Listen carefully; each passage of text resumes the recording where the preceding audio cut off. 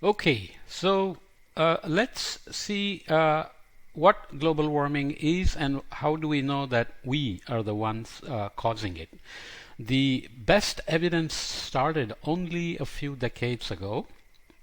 Industrial revolution happened, big wars happened, explosion of productivity and production, industrial manufacturing and consumption, etc., accelerated as we saw, the great acceleration.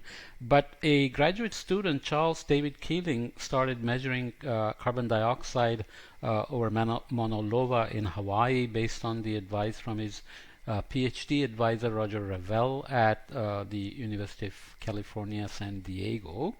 And very quickly, he found out that the CO2 was continuously increasing and it had these ups and downs like a sawtooth structure.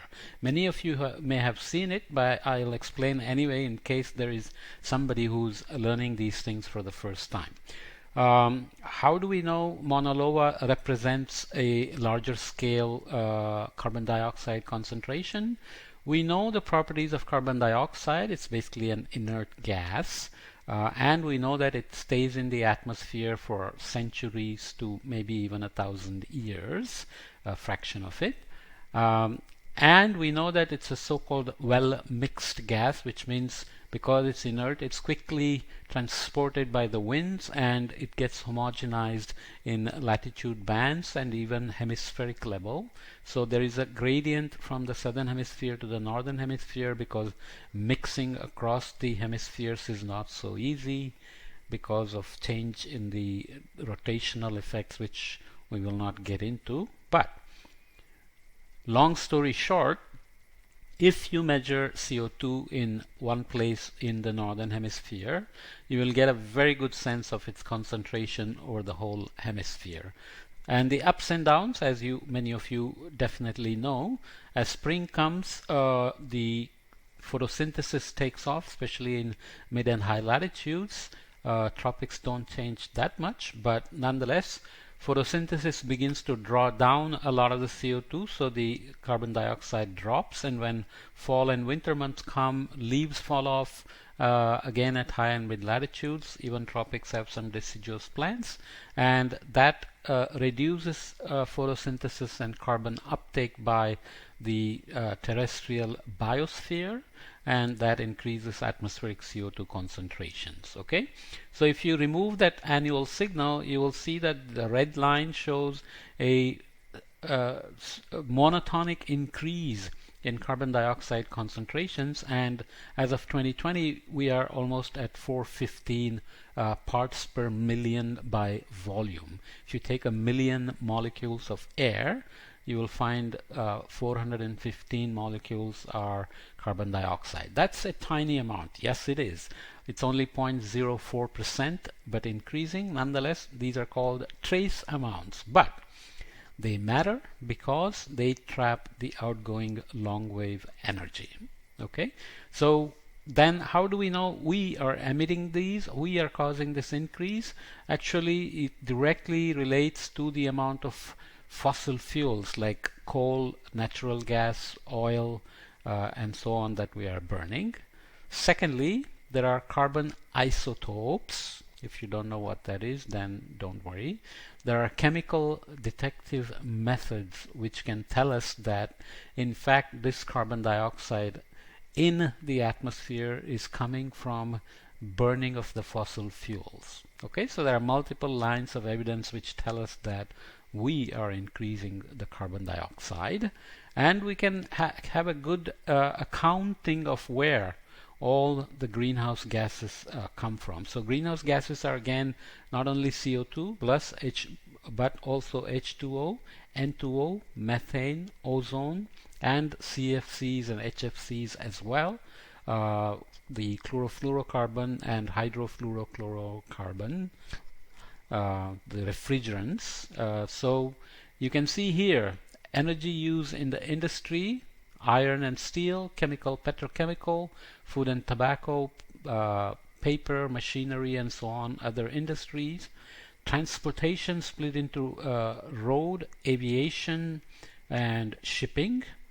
energy use in buildings, commercial and residential, and there are smaller amounts in cement and chemical industries, landfills and wastewater, and agriculture,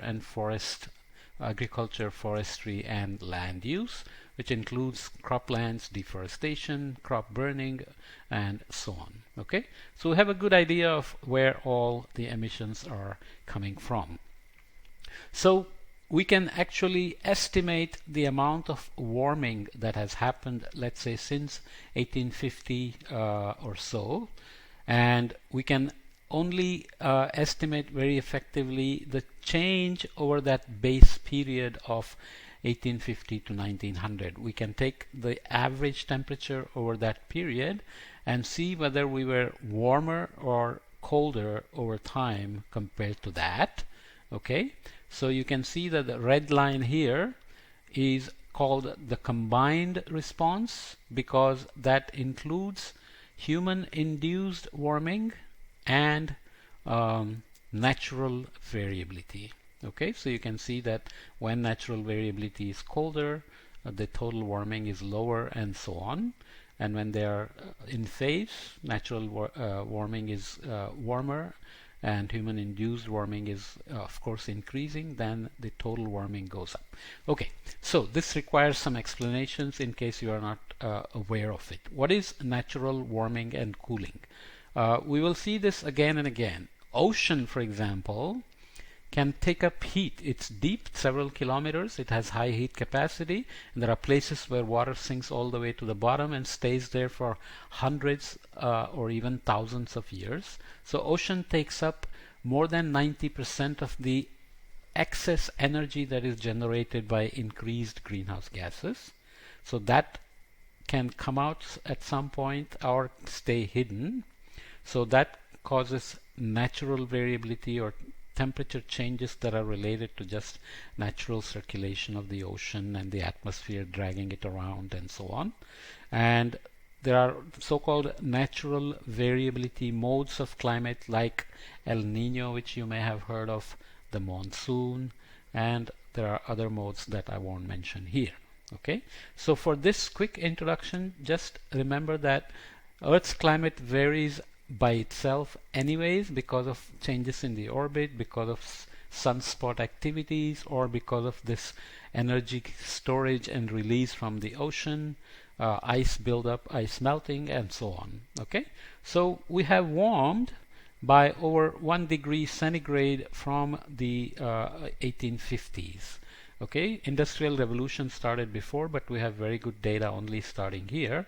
So we typically call this post-industrial period warming, post-industrial revolution warming. Okay, this also tells us that the human contribution is responsible for the excess warming that we are observing. Okay, this becomes very important. The other thing you have to connect with this is that the carbon dioxide, we said, stays in the atmosphere once you burn it and put it in the atmosphere. Obviously, it gets taken up by photosynthesis. It goes into the ocean along with the heat. It goes on into the soil and so on.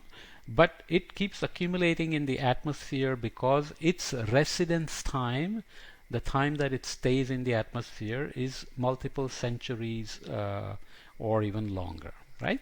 So you accumulate carbon dioxide in the atmosphere, and you can see that we have constantly increased the CO2 over time, and we have already emitted more than 2 trillion tons of carbon, this one here, and there is the human-induced warming. So you can see the relation between them is quite clear. Obviously, some of the energy that is trapped goes into the ocean and doesn't appear in the atmosphere as warming, but also goes into melting the glaciers on Greenland, Antarctica, in the Himalayas, and so on. Okay, so we can account for all the energies and robustly claim that the human impact on global mean temperatures is now incontrovertible. It is proven in many ways. We can also look at the changes in oxygen because of all this fossil fuel burning. Because we are burning fossil fuel, which consumes oxygen, you can actually also measure the decrease in oxygen, which is surprisingly done by Ralph Keeling, who's the son of Charles Keeling, who started measuring CO2. Okay, cute, right?